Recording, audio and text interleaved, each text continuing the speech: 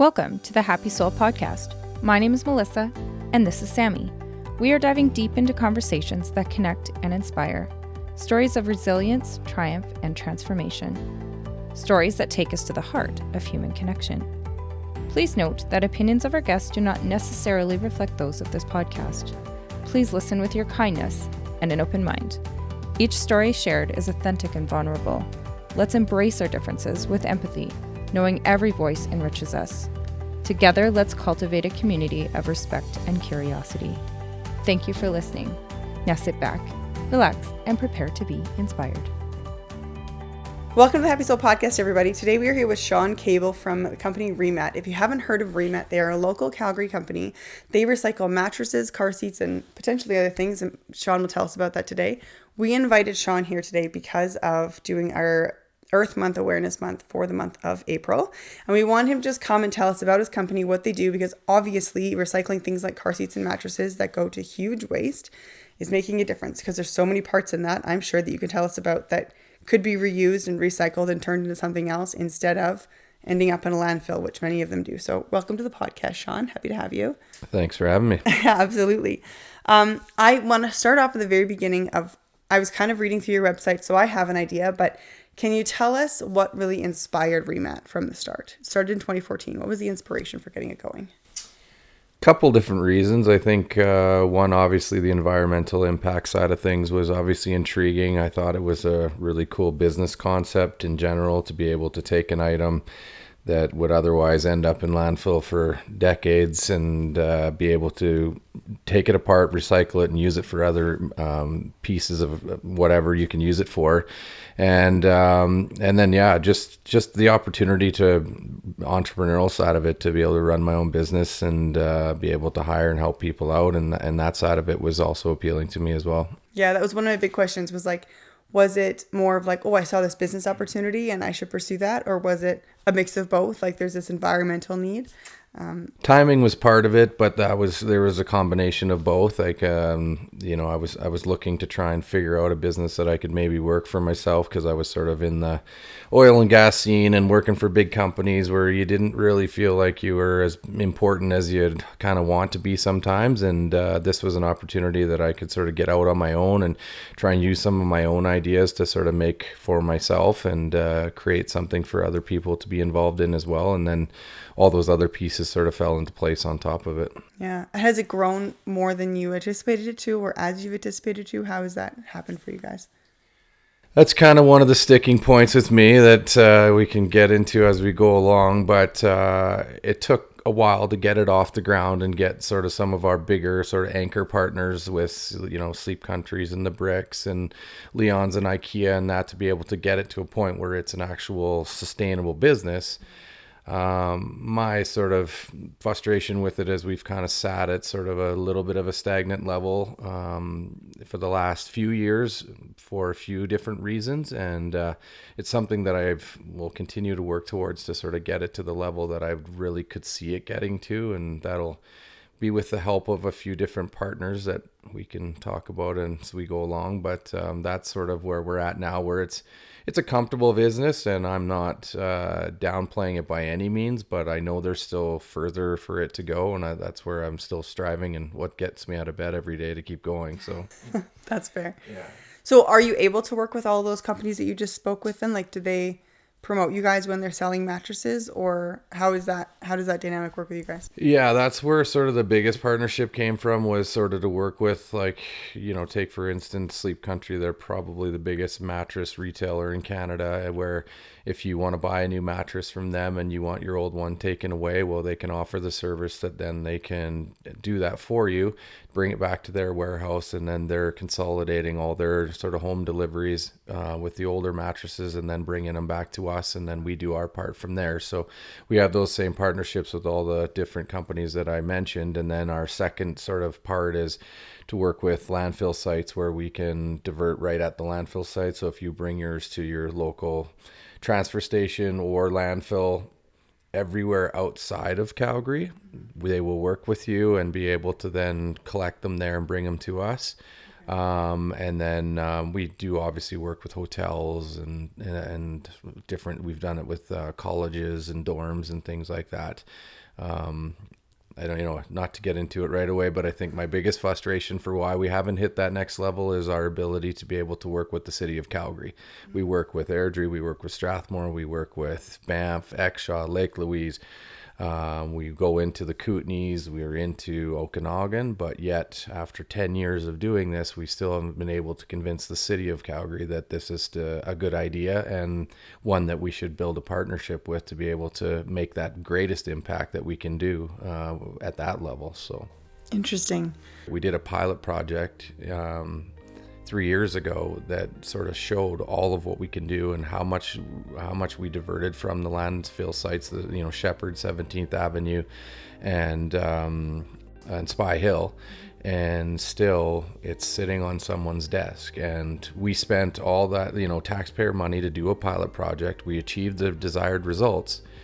Why are we not moving forward with this? And this is sort of a problem that I have with sort of the dysfunction of maybe how the councillors that we vote in to the executives that we sort of have working for the city sort of have that relationship, and sort of how some of this stuff sort of falls through the cracks a little bit. And this seems to me, when we've got a mayor saying that we're in a climate emergency and we're trying to reach certain diversion targets, why are we not doing things like this that we've already proved work and are working in other cities all over Canada? Yeah. And somehow we can't crack the egg here in Calgary. And it's a frustration of mine, not only for what I do, but the way I see other things, operate within our city. So Yeah, it is one of those tricky things that often, and we talked about this in a totally different dynamic, a different episode, but how often when someone doesn't have in their face of how much of damage this is doing or how much this is holding people back, that it ends up just being a piece of paper sitting on a desk. And without vilifying anybody, through no fault of people's own, sometimes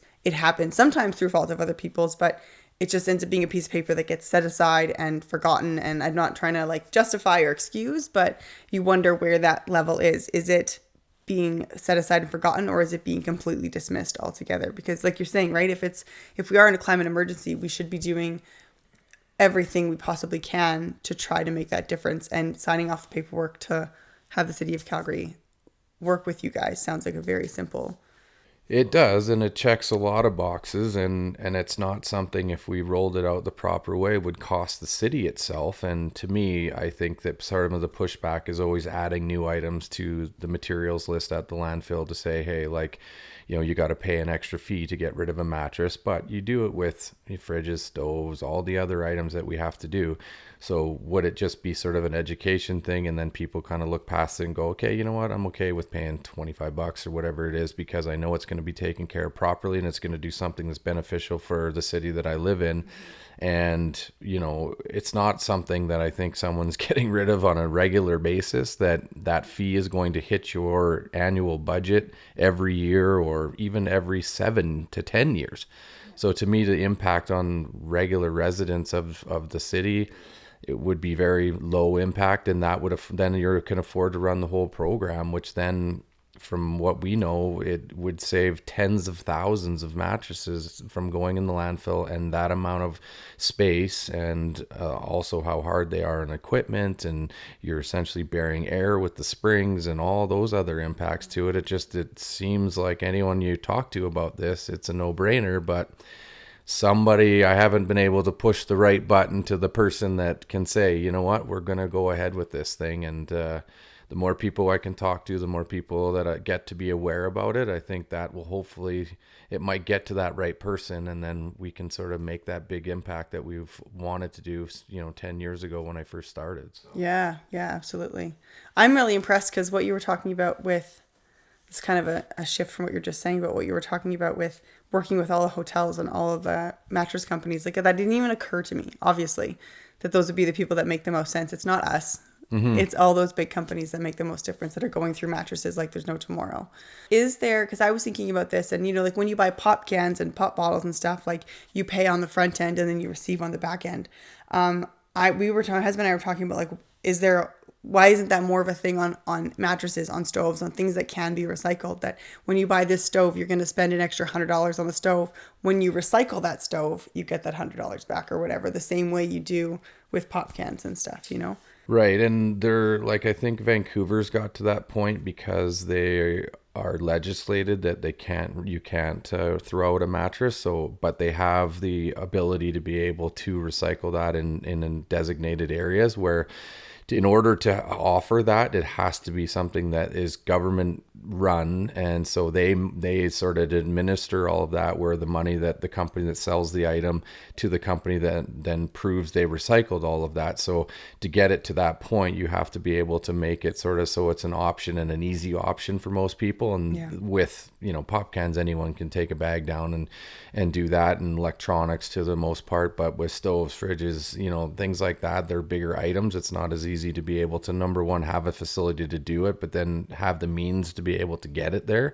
Yeah. So that's one of the struggles with being able to do it in that kind of model. But the biggest thing, I think, for the other side of it is just to be able to know what can be saved out of it. Yeah. So there's, you know, metal can be saved out of fridges and stoves and things like that, where the mattress, for the most part, every item can be reused into something else. So that's why it's so appealing to be able to use as a diversion target, and why it's so frustrating that we aren't sort of doing it to the scale that we could be doing it at in a city the size that we are living at in Calgary.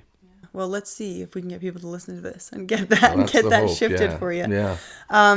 So can you tell us what can be recycled from a mattress, like how it gets recycled, what pieces break down? Because I mean, I don't know everything that's in a mattress. Well, the biggest thing with mattresses is obviously the evolution of the manufacturing side of things has come a long way over the years. So you've got, you know, everything from hay, and not hay, but it's more of like a cotton-based material. You've got sort of lots of different fibers in that were used back in, you know, probably our parents' sort of era, where it was just sort of springs, a little layer of foam, and an item to sort of, you know, prevent that barrier from infiltrating each other, and then an outer coating. Where now, when you get into them, you've got all foam, you've got different kinds of foam, you've got pocket coil springs, you've got all these different items that have changed over time. And part of the evolution, I think, and as recycling mattresses has become more popular, they're trying to be a little more aware of how they make them, number one, and then what materials they use, so that they can sort of be the full life cycle and be able to be part of the recycling side. But for the most part, it's the core components are springs. So you've got the metal. Then you've got foam. The foam majority gets turned into new underlay for carpeting. You've got the untreated wood that come in the box springs that can be used for mulch, and they can also use it in the dye applications. So, you know, the red and black and that you see in people's gardens, they can use it because it's untreated. And they can also use it for like animal bedding in our area out at farms. So obviously once they've taken out all the staples and nails and that, they can use it for that process. Then you've got plastic. There's a felt material that a lot of companies use that we are able to reuse as like a construction cloth. So, you know, putting your tools on and things like that, or moving blankets has been sort of the biggest thing to use it for. And then there's a different type of sort of an easier to work with foam that they use as well, where we've worked with crating companies where they manufacture their own crates for shipping oil and gas or specialty parts, and then they can use that for padding. One of the obstacles that the industry still faces, and one of the things that we're working on right now is the pocket coil style, because they have an outer coating of material that covers the individual springs. I don't know if you remember the ads back in the day when they first became popular, of like the bowling ball. So if you're sleeping beside your partner, you don't feel them moving around. And so they made this pocket coil, which are all individual. And they've been one of the challenges of the industry, and we're working right now with a university or a college in Ontario to develop a machine that will be sort of one of a kind, that will be able to extract the metal from these fabric coating per se and recover that material, and then that will be sort of get us to basically net zero waste of the whole mattress. So the only thing you can't recycle right now is those pocket coils, basically. We recycle them to a degree. We have our own shredding process that we can extract some of it. It's just not a perfect process yet. So some of that does get landfilled, which is kind of one of the biggest things that also works against us from getting sort of a major, like maybe some of the city stuff. But for the most part, we're still diverting 75 to 80% of the mattress, which I still think is a major, is a lot. That would just get us basically to about 100, 95 to 100 or even closer to that, which would be sort of the perfect scenario. So yeah, absolutely. I mean, I think when I read that was 85% of a mattress, I was like, I mean, that's fantastic, really, when you think about it. Like, obviously 100% would be great, but most of whatever garbage is coming out is an incredible feat. When it came to figuring out recycling mattresses, when you went down this endeavor to figure this out, like how did you figure out who your products were going to and how you were sending them to where and who could recycle what for you?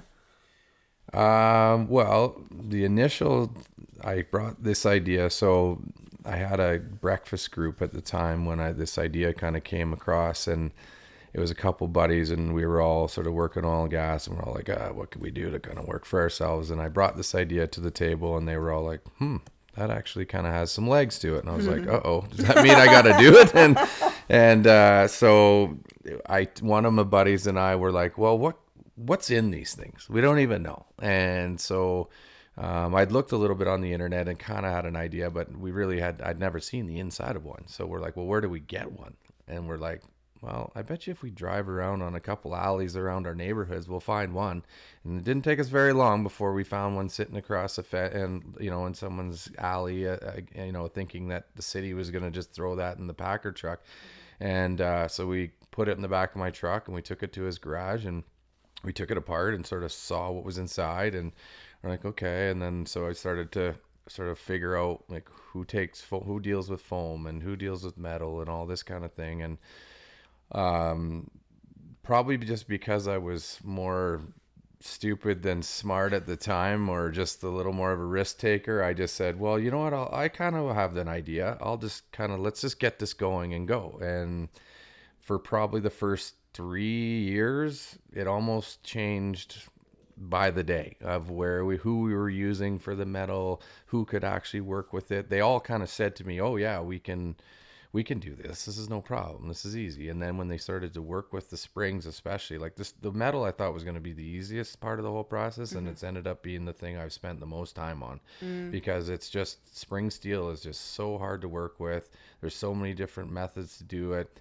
Big recyclers for metal are sort of set up to do bigger items, and they're not set up to do like little stuff that sticks to everything and springs back and all that type of stuff. That became a challenge. Then foam, we've worked with a couple different retailers, but we've been lucky that they're in the Calgary market, as opposed to some of the guys that are doing what I'm doing now have to ship it to Calgary, or Toronto is kind of the only two options. And so it was a challenge, and like some of the people that were working with me at the time, we almost looked at each other at the end of every Friday and we're like, wow, we made it through another week. And it was almost a shock in some ways, but so it was a little stressful at the start for sure, but now we've got sort of good partners, and we've changed the methods of how we work with it ourselves and how we can bring it to them to make it easier on them, and then it's not a challenge for them and they're okay to take it. And some of it's still challenging at different times of the year, just like the foam needs go up and down at different times of the year. And right now, like with the hot topic of tariffs and that, it reflects in building and all that, which underlay for carpeting is the main product. Well, we've kind of seen that our partners that we sell it to, the sales have kind of gone down over the last little bit, maybe for some of the uncertainty of that. So that's kind of affected our ability to bring it to them, because if they don't need it for their product, they're not going to buy it from us. So we end up sort of sitting on it from time to time, but we know we could handle it at the bigger volume of bringing the actual mattresses in now, because sort of the infrastructure is set up. So I mean, in my mind, the hotels and all those things bringing you their mattresses would be a greater number of mattresses than you would get from like the city of Calgary landfills, but no, it's way more significant from the landfills. Not every hotel changes out mattresses every year. I don't think some of them have the budget for it the way that some of the higher end ones do. Like we deal with like Lake Louise, Fairmont and Banff Springs and Rimrock and some of those hotels on a regular basis. Obviously it's more expensive to recycle them than it would be to take them to the landfill. But I mean, I look at hotels and I'm staying in them quite frequently with my lacrosse travels, and the surcharges at every hotel, I'm sure they could work in a surcharge to be able to recycle mattresses the right way rather than just be landfilling them. But because we don't have that relationship with the city right now to sort of deter it, they, will take the cheaper option. And so that's sort of where I'd like to see the city put their money where their mouth is a little bit to say, hey, like we're serious about diversion. We're serious about the climate emergency we're in.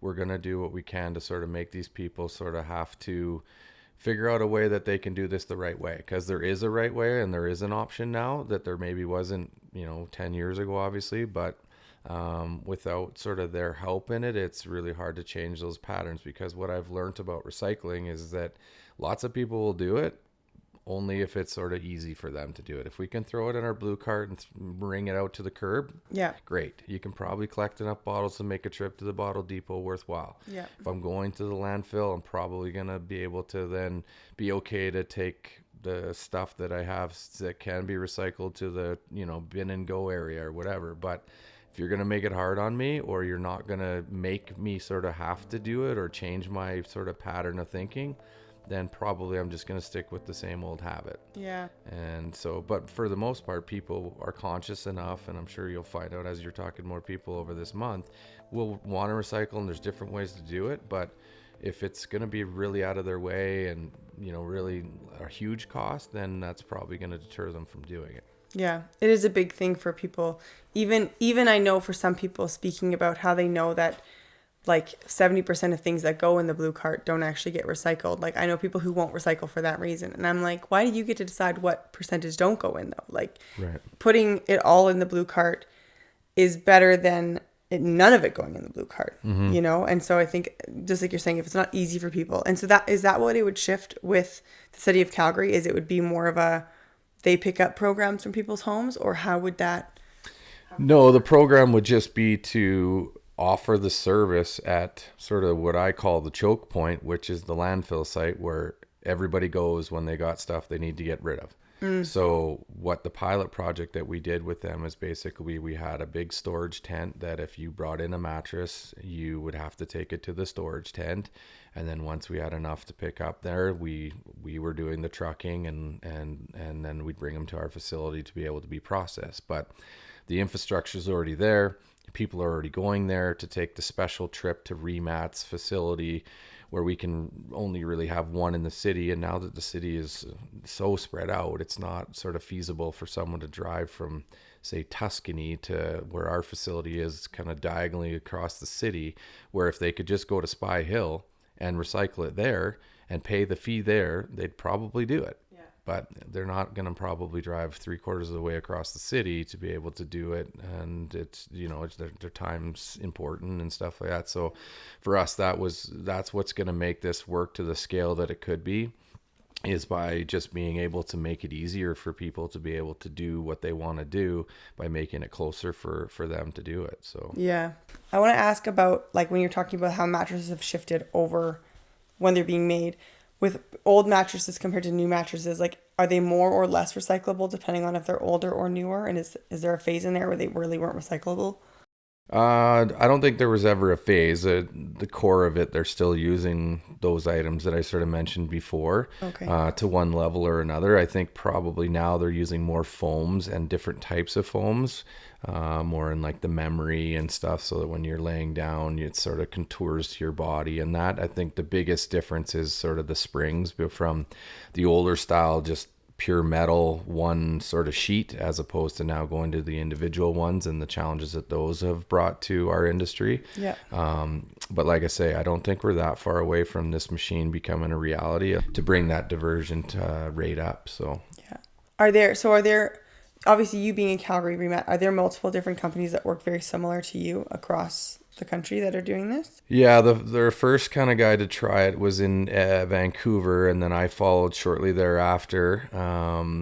So he was the one that started sort of doing it. I was sort of second, and now there are some people that are doing it, and it's kind of different because, you know, I'm a for-profit business, and some of them are part of sort of big conglomerates that are doing it as part of like a non-for-profit, and sort of have different methods for why they're doing it, where it might be sort of hiring different people and you know, things like that are just sort of making it work as part of their portfolio. But for me, it's an all-in thing, and you know, we're trying to run it as a true business that is offering sort of that service. So it's all over the United States now as well. It's in different countries all over the world. Australia is doing a big push to it. There's a bunch of it in the UK. So there's different models, and people are coming up with different ways of doing it, just because it is, I mean, really the industry itself is only about 10 years old. So Yeah.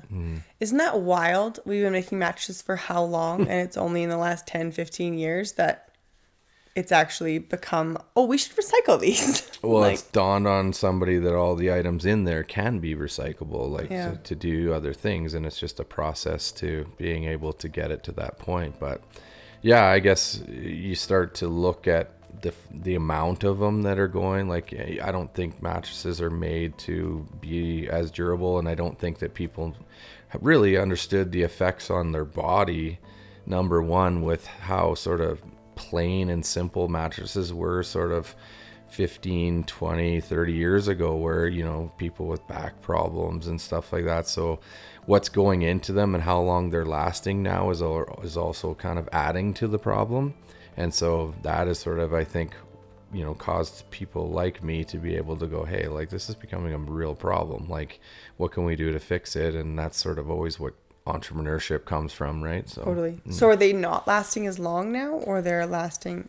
I wouldn't say they would in general. Like, you get same old adjective, you get what you pay for, but you know, like, if you want to spend money on a high-end mattress, you're going to get it for a longer use, especially if you're dealing with people that are going to phase out. Like, your kids are going to go from a single to a double to a queen or whatever. Like, you're going to probably not spend as much because you don't need it for as long. And so there's definitely, like, now that I've seen what the insides of them look like, there's definitely ones that are built to be longer, and some that are very sort of, okay, these only be used for so long. So and the mattress industry itself, like, you can tell that they're obviously making a fair markup on them because they can afford to sell them with the idea that you can sleep on it for 30 days. And if you don't like it, it's too soft, too hard, we'll just take it back and we'll give you a new one and a different one. And so you can tell that the industry is self-sufficient for sure. So, which has also been a good part, because it means that they can afford to then get rid of mattresses that either get used in that process or offer that service to their customer base that then can recycle it, rather than them just throwing it in the garbage. You might know this. When someone returns a mattress like that, like if I buy one and in those 30 days I decide I don't want it, do you know if those companies are then throwing those mattresses out? Like, do they go? Well, those would be part of the ones that come to us for the most part. There are some, I think Sleep Country and IKEA's newer to this, but they have kind of a donation program where they can take those ones. But COVID sort of changed that a lot, because obviously that got everyone hyper aware of, you know, of sickness, and obviously exchanging used goods, and that even though there's tons of people that could use any of these mattresses and they're in still great shape, the liability side of things and all that makes it very difficult. Even the charities that accept mattresses, like, they have to be in like pristine shape in order for them to be able to be used in that process and then passed on to somebody that needs it. And the next best option is for them to just send it to us. So it's crazy to think about how many brand new things end up recycled like that. I remember being in a grocery store one time and someone was returning like a roast or something to customer service. And the person at customer service was like, I'm going to refund you, but just take it. Yeah. Because it's going to go in the garbage. Right. And will you cook it and eat it with your money back? Because if you will, take it and eat it, because we're going to throw it out. Right. And I'm like, it's just so heartbreaking how many things that happens too. They're brand new and perfectly good condition, but because someone didn't like it, Right. it's getting thrown in the garbage. We've kind of, as a society, done ourselves that injustice is that we've made it with some of the red tape stuff. We've made it so difficult to be able to even help people in need. And that sort of, and I know there's reasons for it, but in some ways, maybe we've kind of overdone it to a point where now there's things that could be given to people that could really use them. And you look at, all the new to the country people, like we hire a lot of these people and they could definitely use one of these beds or, that roast, for instance, or whatever, whatever the item may be. And we've almost made it so that we can't do that. It's it's frustrating, especially when it comes to, seeing the amount of beds. And I get approached by people from time to time saying, hey, we've got this charity or that or whatever. And I'm like, well, most of it is that our contract is to get rid of them and do it in the recycling fashion that we offer and that's our contract with those companies. And so I have to refer back to them to say, I know they have a program and you can apply to that program and a certain percentage go to that. But, I'm sure that we could probably find a way to be able to do a little bit more. So, yeah. Yeah. Is there like a piece of this that is, like, I know you said when you started the business, it was a business opportunity. You're seeing this piece that's missing in society and obviously the environmentally. Is there a piece of this that's like heart-wrenching for you that just makes you really want to make this difference, that like really drives you? Well, the frustration is just not doing it at the level that I would like to be doing it. I still think there's like we do right now at the level that we're doing around 40,000 to, probably closer to 50,000 mattresses a year. And I bet you within the city of Calgary, if you can make that connection, we would probably do closer to 125,000 mattresses a year. So for me to think that we could be making such a bigger impact than we already are is kind of disheartening. And to think that it's something that could be put in place basically tomorrow, that's the part that really kind of frustrates me. And then not only that, you think about all the impacts that it makes beyond that. Like, look how many more people I could hire. Look how many, jobs I could provide to people, that the ones that are working for us now that are sort of part-time students, they're new to the country. Like I said, the different disabilities and stuff. There's people that we have working within our organization that are like that. So, I just think of all of those types of things, and it could be that simple to be able to then just go from here to here. And we're just allowing it, like, with the small amount of garbage that we do have to take to the landfill on sort of a weekly basis, we're just walking in there and, that there's another 500 mattresses just kind of laying about that have showed up here this week that could have come to us, and we could have turned them into a fraction of that. Yeah. And so that to me has probably been the most disheartening thing. And to think that I've been doing this for 10 years is crazy, that this hasn't been able to be appealing enough to be able to move it from the pilot phase to a full-scaled sort of everyday thing. Yeah. Yeah, absolutely. So being in this, seeing all of this waste that's coming, people that aren't recycling their mattresses when they could be recycling their mattresses if this was broader scale and supported by the cities, province even.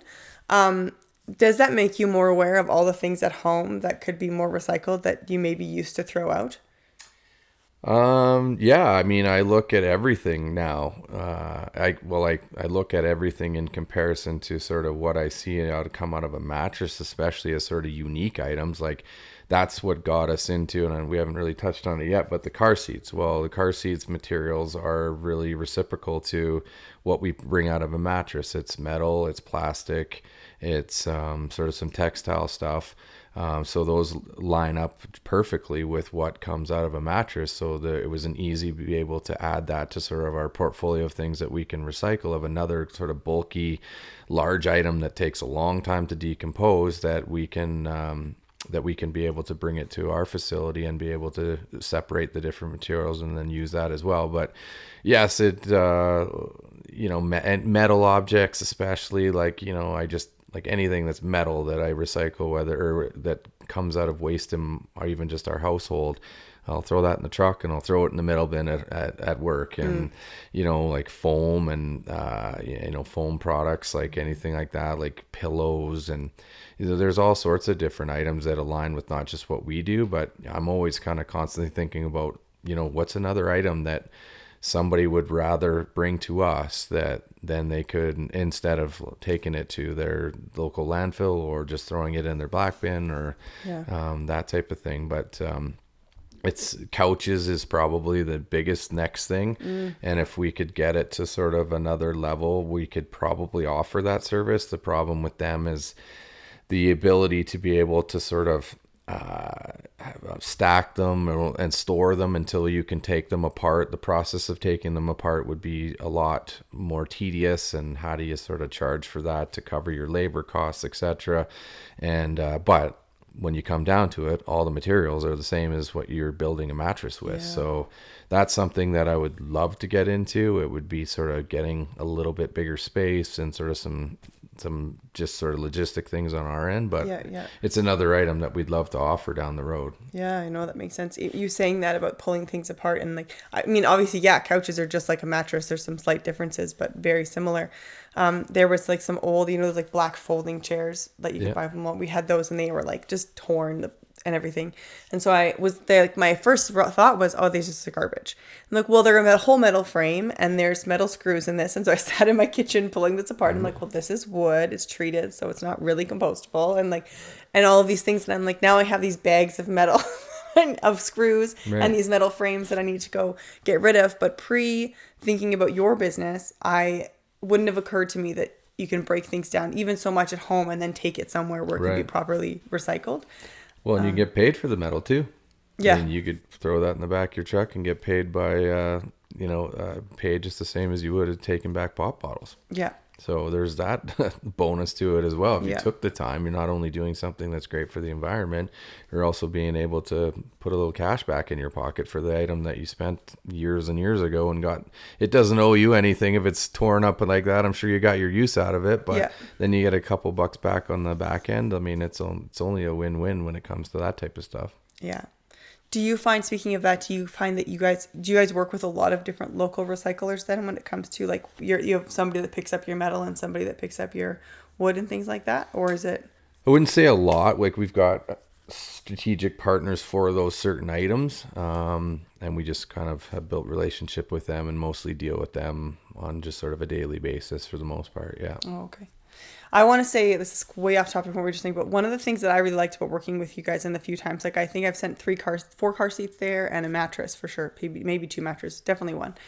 But getting in contact with you guys is really easy. And I found that, I don't know if it's you that's always answering messages, but it's always very friendly. And it's not been, I find one of our hesitations in society now is nobody wants to pick up the phone. Everybody wants to text or email and arrange things. And I'm guilty of that sometimes too. And I remember the first time I reached out to drop off a car seat, and it was a text message conversation. And I texted to ask, like, is it $25? And instead of a question mark, my phone typed an M.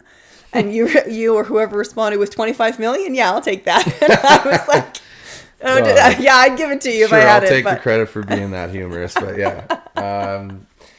It's funny that you bring that up because I just went and had a conversation with a buddy and this guy that he's sort of been working with, are starting to do some stuff on AI and all those types of things. And they're trying to convince me that I could save a ton of time by creating some of that whether it's through the website or whether it's through sort of our phone system and that. And my response to him is that I kind of, as much as I won't lie, it's not fun answering the phone and getting the same question is on the website. And some people are just old school like that and need to phone and don't believe the hours on the website are actually accurate and things like that. And I get it to a point, but you end up answering a lot of those similar questions week in and week out. But I also like to talk to my customers because I never know, just like doing this podcast, who I might be talking to next that might be somebody that leads me to the person that might be making the decision with the city, or might have a new idea of how to get rid of that material, or whatever the case may be. I think there's a certain aspect of that, you know, we lose that personal touch with how easy it is to be able to adapt some of that stuff. And I get it. I mean, depending on the size of your business and how your structure for your employees and all the payroll and things like that, a lot of these things are great. But there's a certain aspect of it where I still like to be engaged with the people that we're sort of dealing with, and have a little bit of personal touch to that. And you can do that through text and still answer the phone and all that. And it doesn't, for us, it doesn't, well, for me, because that's a big part of sort of my day-to-day, is sort of dealing with that stuff. And I think it works well, being able to reach out to people and being like, okay, I can schedule the pick, like, because we do the residential pickups at people's houses. And that's a big part of what I'm dealing with most days, is arranging those and finding what works for people and what works for us and where we're going to be in the city at one time. I was disappointed I couldn't line one up when I came down to Cranston today, because that would have been ideal, but just didn't work out. But usually it does. And so things like that, I think, and that's nice to get the feedback that it still is important to certain people, that they get a little bit more of a personal contact on, especially because we're sort of a unique business. Yeah, I think it is. I think that so many things are switching to AI now, like that you can see it and you know that that's what's happening. And it's refreshing to have a person on the other side. It's refreshing to have a person who has a sense of humor or the respect that you're a person to, and you can have those conversations. So I think that that's really incredible. Well, it's good. That kind of goes to the argument that I was sort of giving to those guys the other day, that I don't want to go to that quite yet. I see the value in it eventually, and maybe once we get to the scale of dealing with a lot more volume, and maybe the residential side of things picks up, and an AI bot could take somebody's text messages and request for a pickup and load it into a schedule, and that schedule is loaded, and I give it to the driver every morning and they go out and do their stuff. Like, I could see the value in that type of stuff, but I also know that we're probably not quite to that level where it's necessary yet, and it's probably better to still kind of be a little bit more personal. It'd be interesting to see how that goes forward with things, because there is so much AI. I am impressed with your pickup techniques. Like, I know it was you that came and picked up a mattress here once, and we had this giant king, very thick mattress, and I was like, do you want a hand? You're like, no, I got it. And you just like roll it down the thing, and you had this stack of mattresses on the back of your car, and you just like took one off, heaved it on top. And I was like, it takes us a lot more work to move that mattress than it took you to move that mattress. So it's obvious that you have a system and you've been doing this for a while and you're good at it. Yeah, so I figured it out a little bit over the years of sort of how to, well, obviously that's the part that I don't think AI could do for me, is knowing like, okay, well, if I go to this house first, get the king size, put it on the bottom, then go to the next house and put 2 queens, and I can put a couple singles underneath. And yeah, I've kind of obviously come up with a system on not only how to do it, but do it mostly by myself. You know, obviously I use the guys when I need to, and but it allows me to be able to sort of work those pickups into sort of how my day is going to go as well, which works really well with, you know, whether I'm doing pickup or drop off of and either one of my daughters at a certain, you know, area of the city, or whether I'm running out to Cranston to do a podcast and I can grab one, or I'm going to wherever to do whatever, then I can sort of combine that in with a regular day, and it sort of works well for the business to be able to offer a service, and it's convenient. Have you guys, obviously you just gave us the numbers of how many mattresses would be out of landfills if the city was on board, but have you guys done the math of like, I guess number one, how long it takes a mattress to, I'm sure this one, you know, how long it takes a mattress to break down in the landfill versus you guys recycling those parts right away, and like what the piles would be per year in a landfill versus if they're not in the landfill and they're recycled instead? Well, it's not an exact science per se of how we've sort of come up with these answers. I mean, I know the decomposure rate is about 70 years, they say. Because of having sort of all those different materials combined into one, it takes so much longer for the earth to sort of to do it. But like for the years that we've been in service now, for 10 years, we've done 375,000 mattresses. So if you piled all of those up, I kind of compare it to, you'd probably fill up McMahon Stadium 5 times 10 high. That's crazy. And so but that is still double, triple that is still going in our landfill every year. So you think about the impact on our landfill space, eventually how much it costs to be able to then build a new landfill because we filled it up 10, 15 years faster than we needed to just by diverting this one item. It's crazy to me that even if you don't like sort of the rollout of, how you would be able to do it now to be able to keep them out, think about for the city, the impact it would make for the long term, which... Absolutely. I mean, that's a huge thing with just the mindset of councils and things like that, not prioritizing the future instead of just now. And I mean, when I won't go into this rant, but we could obviously talk about like the oil and gas and how we knew in the 70s what was happening and we have done nothing about it. And even recycling, we knew the problems of recycling in the 70s and 80s and we did nothing about it. We are very reactive, and I'm not super well educated in that, but I know a little bit. And so it's the same with this. Like, if we know that we can save this, it's been brought to our attention how to save it. Why aren't we? Not just on a grander scale, but on an individual scale too. And so for me as a consumer, there's only so much I can do. I only have so many mattresses I go through. I can only do so much. Right. Some of those things have to be at a broader scale. It's off in some cases. It has to be taken off of the consumer's responsibility and onto the government or the cities or whatever's responsibility to implement those rules, because that does make a difference. If businesses are forced or, like you were saying earlier, systems are set up for them to be easier able to do those recyclings, it will happen. It's almost forced onto you instead of we have to go around and find these companies and do these things to do the right thing. Well, if we're supposed to do the right thing, why isn't the city able to do the right thing? So it all does tie together. Yeah, and it does. And I think there's also the accountability aspect of what I brought up earlier, that if you're going to spend taxpayers' money to do a pilot project, which is what we seem to want to do with everything in Calgary, if you're going to take money out of our pockets per se and what we pay in taxes, there needs to be some sort of plan to say, okay, well, we're going to do this for this particular reason. We're hoping for these results. If we get them, then this will be a great thing to move forward. Yeah. Do you find that this, you said you had 2 daughters. Do you find that this recycling thing hits you harder knowing that you have another generation of kids?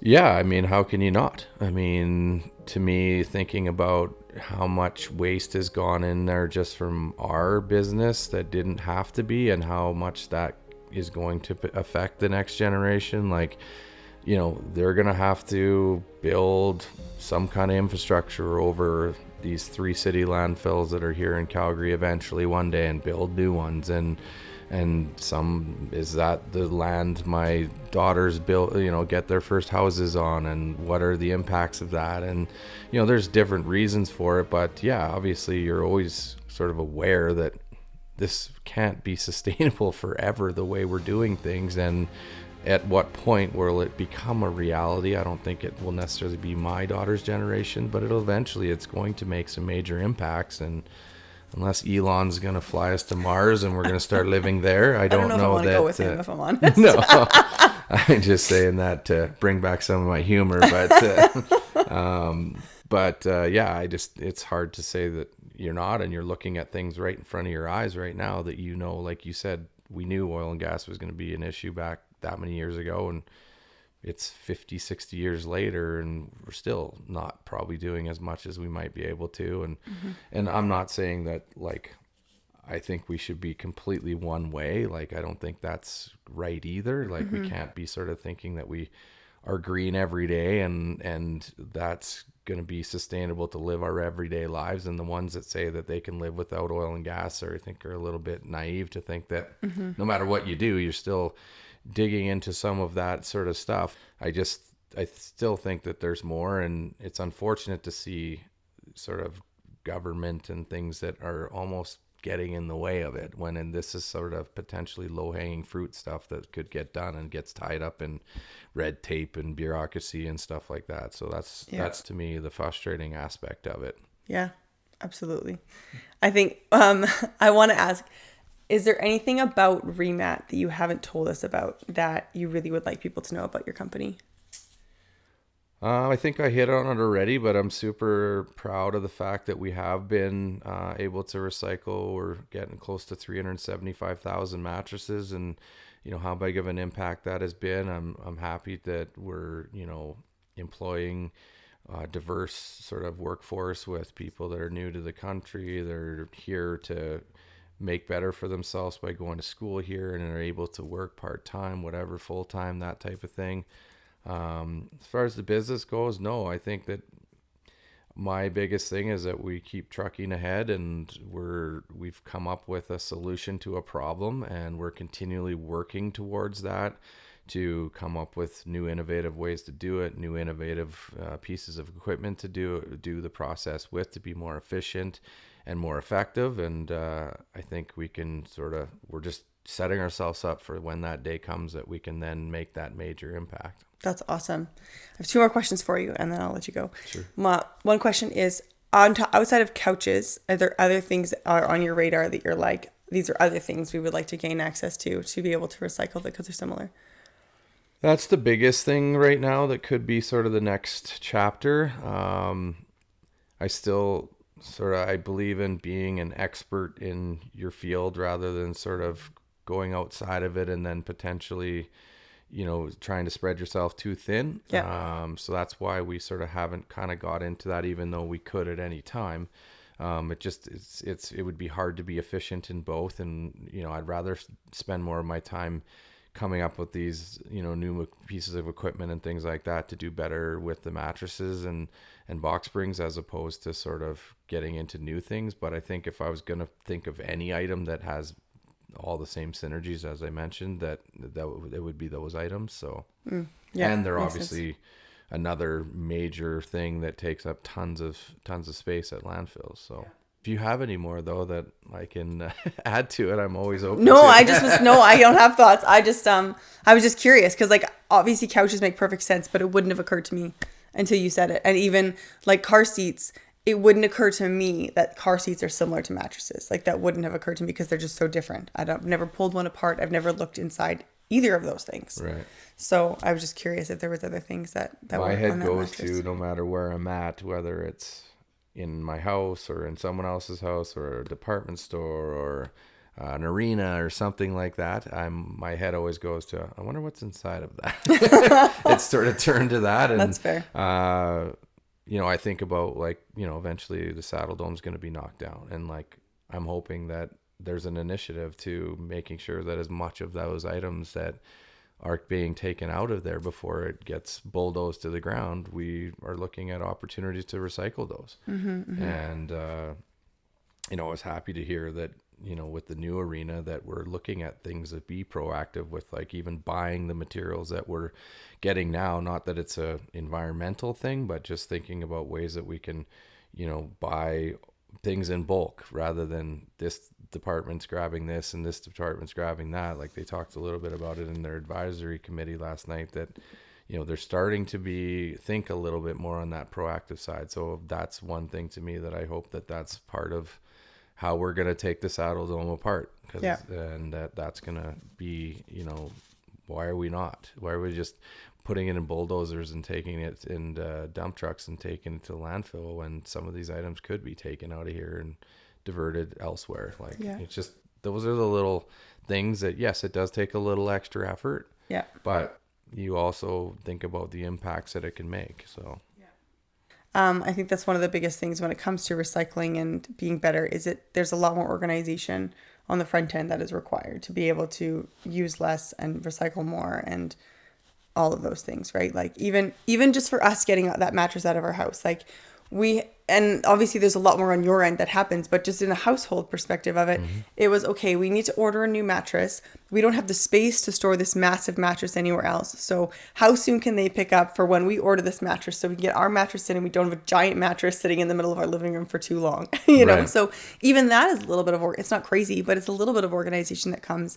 And then there's on the other side of everything you do to organize picking up all those mattresses and everything, right? So when it comes to a grander scale, like a Saddle Dome, there's a mass amount of preemptive planning that needs to go into recycling and buying in bulk and doing all those things. And if we can all do a better job of that, it would make a huge difference for your business, other businesses, the environment. It would be a win-win for everybody ultimately. Well, at the end of the day, you have to understand sort of how serious are you about these things, or are they just things you say? Is it just I'm going to say we're in a climate emergency because it's a good thing to say to get votes, or am I serious about it? Am I serious about diversion targets, and I'm going to lead in a way that we're going to try and get there and stay on course as quickly as we can? Or, because yes, it's going to take some work, and it's not like it doesn't cost money to be able to do it, but if you're serious about it, then that's what you have to do. And so to me, it's finding that balance, because you can't do it with everything. Not everything's feasible, and some things are just going to have to go to landfill, but there's other items in this day and age, like mattresses, obviously, that could be kept out of there and reused into other items, or at least be diverted from the landfill that could make a major impact. So we have to sort of decide, are we sort of in, or are we in the way? And that's kind of where I'm at with seeing sort of how we could be a little more proactive in it. Yeah, no, thank you for sharing that. Where can people find you? Well, the easiest way to find us is on the web, ReMatt.com. That's RE-MATT.com. Obviously, we can be reached by phone, email. All the contacts are on our website. It is me mostly answering all those calls and texts. But yes, so you wanted the $25 million? So. Yeah, I would love it. But I think I'm going to have to win the lottery before that'll happen through ReMatt. But yeah, that's how people find us. Like I say, I still think there's a lot of people that don't know that we even exist, and you even shared a story about it. But yeah, I think whenever anyone Googles mattress, what do I do with it? How do I get rid of it? Can I recycle it? We're easily found, and then it's bring it to our warehouse directly. We can offer a pickup service and come to your house and get it. Or you can use one of those services if you are, like you're talking about, the coordination of the new one and the old one. Well, if you're buying from one of those companies, then I don't know that they always get the message across. We try and work with their salespeople to make sure that people know that they're not just paying to get rid of it and it goes to landfill. They're getting that money is actually getting used to be able to recycle it. And so hopefully that message gets across to everybody. But using those services through the retailers, I think it's crazy for those guys selling them, that they don't offer that, because it's just a value add that totally is why I would go to you over them. So yeah, using those services too, and knowing that they do come to us is obviously the other way. Yeah, I had no idea that store, like we bought our new mattress online, so that wasn't a thing, but I had no idea that some of those stores were recycling those mattresses. And so like if those stores can advertise saying we recycle these mattresses, and they they don't have to tell who, but it's good for you if they tell who. It's a game changer for people when they know that pickup is being done for good. You're not just taking a small truck to the landfill every day at the end of the day to dump off all the ones they picked up. They're actually being consolidated at their big warehouse and then bringing them to us at the end of, some of them are bringing a couple of truckloads a week, and some are smaller amounts depending on sort of how many mattresses they sell. But it's amazing to me sort of how many mattresses are actually sold every week to month. And we're only getting a small percentage of the ones that people are getting rid of, really, because other people are not, they're, adding another one to the household and not needing to get rid of a new one, or have a different use for it, or passing it on to someone or whatever. But yeah, kind of the stats show is it's only like 10% of the overall. So tells me how many mattresses are still being sold every day, and how fast the city's growing and that. Well, thank you so much, Shawn, for being here. Really appreciate it. Thanks for having me. Thank you so much for joining us today. We hope you enjoyed it as much as we did. To help support the growth of this podcast, please feel free to leave us a review, follow us on socials, or recommend us to your friends. Your support honestly means the world to us. With love, Sammy and Melissa.